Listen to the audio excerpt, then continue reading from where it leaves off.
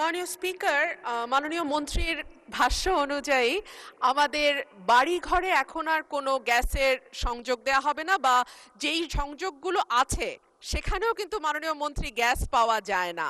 কিন্তু আজকে আপনার কাছে আমার প্রশ্ন, ব্রাহ্মণবাড়িয়ার আশুগঞ্জে একটা সার কারখানা আছে মাননীয় স্পিকার, এবং সেই সার কারখানাটি জিয়া ফার্টিলাইজার কারখানা নামেই পরিচিত। সেখানে গ্যাসের অভাবে আমরা সার উৎপাদন করতে পারছি না।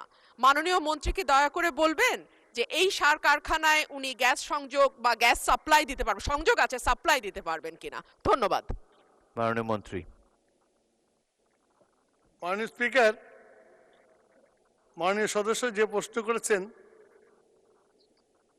তাকে জানানোর জন্য বলছি, আমরা অতি দ্রুত এই সার কারখানায় গ্যাস লাইন স্থাপন করার চেষ্টা করব। ধন্যবাদ মাননীয় স্পিকার।